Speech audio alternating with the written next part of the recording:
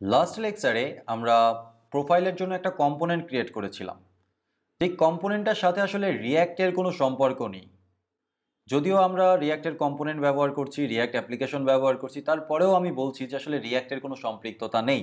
কারণ আমরা normal HTML ফাইলের ভেতরে যেভাবে অনেকগুলো ডিভ নিতাম, অনেকগুলো ফাইল ক্রিয়েট করতাম, মানে একটা সিএসএস ফাইল ক্রিয়েট করতাম, একটা ফাইলের ভেতরে লার্জ এইচটিএমএল কোড লিখতাম, ঠিক সেম ওয়েতেই আমরা কাজ করেছি। তাহলে এই কাজটুকু করার জন্য আমাদের রিয়্যাক্টের কেন প্রয়োজন হলো? কোনো প্রয়োজন ছিল না, কিন্তু এটা একটা এইচটিএমএল ফাইলের ভেতরে করলেও কাজটা সঠিকভাবে হতো এবং একদম সেম দেখা যেত। তাহলে রিয়্যাক্টের মতো করে করতে চাইলে আমাদের কি করতে হবে? রিয়্যাক্ট আসলে কাজ করে কম্পোনেন্টের উপরে ভিত্তি করে। রিয়্যাক্টের সব কিছুই কম্পোনেন্ট। একটা ছোট্ট রেসপন্সিবিলিটিকে আমরা একটা কম্পোনেন্ট কল্পনা করতে পারি। For example skill. এই স্কিলের অংশটাকে আমরা একটা কম্পোনেন্ট কল্পনা করতে পারি, কারণ কালকে আমাদের নতুন স্কিল যুক্ত হতে পারে। সেই নতুন স্কিলটাকে রেন্ডার করার জন্য, নতুন স্কিলটাকে ব্যবহার করার জন্য, রিইউজ করার জন্য, রিপ্রেজেন্টেশন লেয়ারে হাত না দিয়ে কাজ করার জন্য আমরা কি করতে পারি? আমরা স্কিলটাকে আলাদা একটা কম্পোনেন্টে রূপান্তর করতে পারি। ঠিক একইভাবে লিঙ্কসটাকে আমরা আলাদা একটা কম্পোনেন্টে রূপান্তর করতে পারি। ফর এক্সাম্পল, আমরা যদি আমাদের এই ইমেজটার দিকে তাকাই, এই একটা অংশ, একটা নির্দিষ্ট গ্রুপ, প্রতিটা গ্রুপকে আমরা আলাদা আলাদা কম্পোনেন্ট আকারে কল্পনা করতে পারি এবং সেটা ব্যবহারও করতে পারি। তাহলে আমাদের অ্যাপ্লিকেশনটা ছোট হবে, কোডগুলো কম হবে, ম্যানেজ করা সহজ হবে। এখানে আমরা দেখতে পাচ্ছি স্কিলস।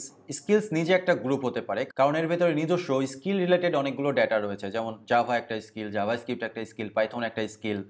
সো এটাকেও আমরা একটা আলাদা কম্পোনেন্টে রূপান্তর করতে পারি। তারপরে আছে সোশ্যাল লিঙ্কস। সোশ্যাল লিঙ্কসটাকে প্রপারলি আমরা একটা আলাদা কম্পোনেন্টে রূপান্তর করতে পারি।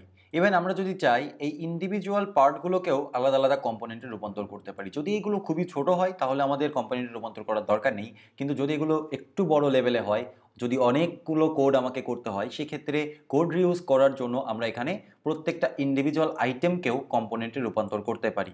কম্পোনেন্ট তৈরি করার সময় সবসময় একটা জিনিসই মাথায় রাখবেন, যে আমি যে কম্পোনেন্টটা বানাচ্ছি সেই কম্পোনেন্টটা ফিউচার প্রুফ কিনা। ফর এক্সাম্পল, এই কোডটা পরবর্তীতে আপডেট হওয়ার কোনো চান্স আমার কাছে নেই এবং আমি যেভাবে একবার করে দিব সেটা সেভাবেই থেকে যাবে। এই কোডটা আমি কোথাও রিউজও করব না। ইন দ্যাট কেস আমার কম্পোনেন্ট ব্যবহার করার দরকার নেই, আমার মাল্টিপল কম্পোনেন্টে ভাগ করার কোনো দরকার নেই। আমি একটা কম্পোনেন্ট দিয়েই কাজটা করতে পারি। কিন্তু এমনও হতে পারে যে আপনার এই স্কিলসটা মাল্টিপল জায়গায় দরকার পড়ছে। তো মাল্টিপল জায়গায় যখন দরকার পড়বে, তখন আপনি কি তার জন্য আবার কোড করবেন, সেম কোড ডুপ্লিকেট করবেন? সেই ক্ষেত্রে আমার কিন্তু স্কিলসটা যদি একটা কম্পোনেন্ট হতো তাহলে আমি বিভিন্ন জায়গায় ব্যবহার করতে পারতাম। ঠিক একইভাবে সোশ্যাল লিঙ্কস।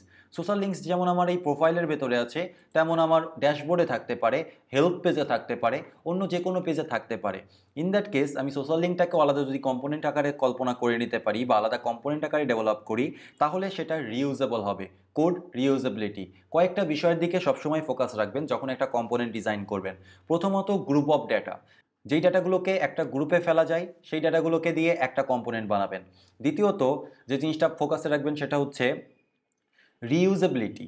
অর্থাৎ আমার এই যে কম্পোনেন্টটা আমি বানাচ্ছি, এই কম্পোনেন্টটার আমার ফিউচারে কোনো কাজ আছে কি না।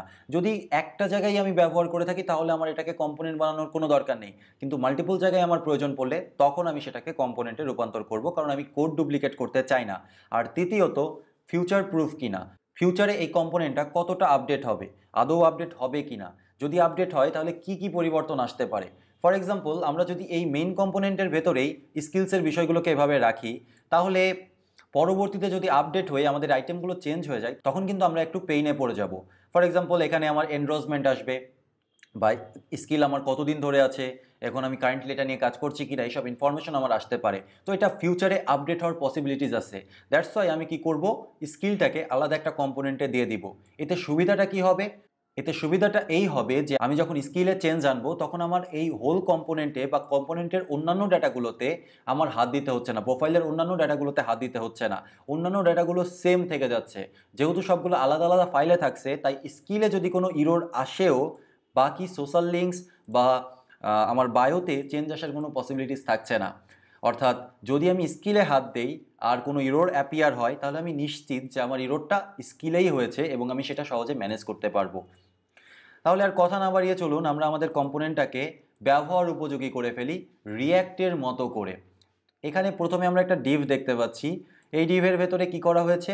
বায়োটাকে রিপ্রেজেন্ট করা হয়েছে, জাস্ট বায়ো। তাহলে আমরা এখানে একটা ফাংশনাল কম্পোনেন্ট বানাতে পারি যেহেতু এখানে কোনো রকম কোনো ডেটা নিয়ে আমাদের কাজ নেই, আমরা শুধু রিপ্রেজেন্ট করছি, দ্যাটস ওয়াই আমরা এগুলোকে ফাংশনাল কম্পোনেন্ট বানাবো। কারণ আমরা জানি যেখানে আমাদের ডেটা নিয়ে কাজ নেই, শুধু রিপ্রেজেন্টেশন নিয়ে কাজ, সেখানে আমরা ফাংশনাল কম্পোনেন্ট ব্যবহার করব।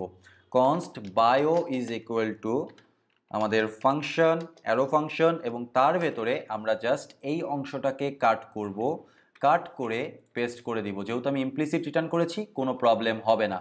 এবং এখানে আমরা আগে যেটা ব্যবহার করছিলাম সেটা ব্যবহার না করে বায়ো ব্যবহার করব, বায়ো কম্পোনেন্ট, আমাদের কম্পোনেন্টটা ব্যবহার করব। সেভ করি এবং আমরা ব্রাউজারে গিয়ে দেখার চেষ্টা করি, রিফ্রেশ করে, যে আদৌ কোনো পরিবর্তন আছে কি না। কোনো পরিবর্তন নেই, কিন্তু এখন এই অংশটা হ্যান্ডেল করছে আলাদা কম্পোনেন্ট, নিজস্ব কম্পোনেন্ট। দেন আমাদের স্কিলসের সেকশনটার দিকে তাকাই। স্কিলস সেকশনে আমরা এই অংশটাকে কাট করে নেই, কাট করে আবারও আমরা স্কিলস নামের আরেকটা ফাংশনাল কম্পোনেন্ট তৈরি করে ফেলি।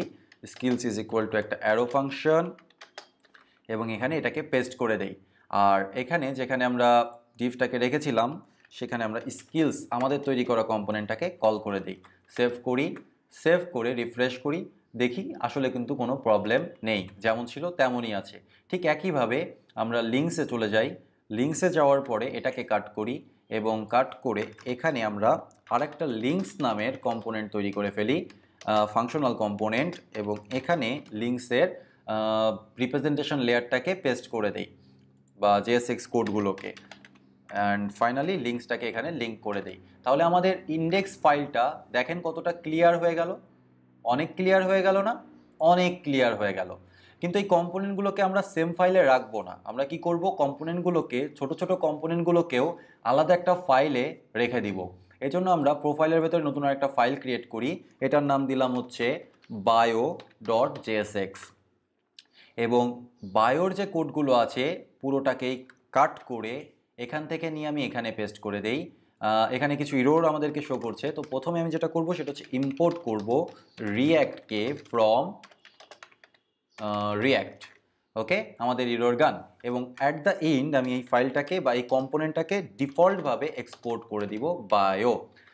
আর এটাকে সেভ করে দেই। সেভ করার পরে আমরা এখানে চলে যাই। এখানে খেয়াল করবেন যে বায়ো নামে কিন্তু এখন আর কোনো কম্পোনেন্ট নেই। তার মানে আমাদের ওই ফাইল থেকে বায়োটাকে ইম্পোর্ট করতে হবে, বায়ো কম্পোনেন্টটাকে ইম্পোর্ট করতে হবে। Import bio from bio. ঠিক একইভাবে আমরা স্কিলসের জন্য আরেকটা নতুন ফাইল ক্রিয়েট করি, skills.jsx। এখানে আমরা ইম্পোর্ট করব রিয়াক্টকে, রিয়াক্ট ফ্রম প্যাকেজ থেকে আসবে, so import react from react. এবং স্কিল কম্পোনেন্টটাকে আমি কাট করে নিই, কাট করে এখানে পেস্ট করে দেই, অ্যান্ড অ্যাট দ্য এন্ড আমি ডিফল্টভাবে এটাকে এক্সপোর্ট করে দেই স্কিলস। সেভ, এবং ইন্ডেক্স ফাইলের ভেতরে গিয়ে আমি, যেহেতু এখন আমার কাছে স্কিলস নেই, তো আমাকে ইরর দেখাতে পারে, এজন্য আমি ইম্পোর্ট ফাইলের ভেতর থেকে, মানে এই ইন্ডেক্স ফাইলের ভেতর থেকে এটাকে ইম্পোর্ট করব স্কিলস ফ্রম স্কিলস। ঠিক একইভাবে লিঙ্কসের জন্য আমাকে নতুন একটা ফাইল ক্রিয়েট করতে হবে, links.jsx। রিয়াক্টকে ইম্পোর্ট করতে হবে রিয়াক্ট ফ্রম রিয়াক্ট, এবং আমাদের যে লিঙ্কসের কম্পোনেন্টটা আছে ফাংশনাল কম্পোনেন্ট, এটাকে কাট করে এখানে পেস্ট করে দেই এবং ডিফল্টভাবে এটাকে এক্সপোর্ট করে দেই, এক্সপোর্ট ডিফল্ট লিঙ্কস। সেভ। আর যেহেতু বর্তমানে আমাদের কাছে লিঙ্কস নেই ইন্ডেক্স ফাইলের কাছে, আমরা ইম্পোর্ট করে ফেলি লিঙ্কস ফ্রম লিঙ্কস। ওকে, এবার আমরা সেভ করি এবং দেখার চেষ্টা করি কি অবস্থা আমাদের অ্যাপ্লিকেশনের। আমাদের অ্যাপ্লিকেশন আগের মতোই পারফেক্টলি কাজ করছে। যদিও আমাদের সিএসএস ফাইল আসলে একটাই আছে, তাতেও কোনো প্রবলেম নেই। আপনি প্রতিটা আলাদা আলাদা কম্পোনেন্টের জন্য, বায়োর জন্য আলাদা সিএসএস ফাইল তৈরি করতে পারেন, লিঙ্কসের জন্য আলাদা সিএসএস ফাইল তৈরি করতে পারেন, আবার প্রোফাইলের জন্য আলাদা সিএসএস ফাইল তৈরি করতে পারেন, যেটার খুশি, স্কিলসের জন্য আলাদা সিএসএস ফাইল তৈরি করতে পারেন, কোনো প্রবলেম নেই। ওকে, আশা করছি আপনারা কম্পোনেন্টস কিভাবে বানাতে হবে সেই বিষয়টা প্রপারলি বুঝে গিয়েছেন। কিন্তু এখনও আমাদের কম্পোনেন্টে অনেক প্রবলেম আছে, সেই প্রবলেমটা আমরা সলভ করব ইন দ্য নেক্সট লেকচার।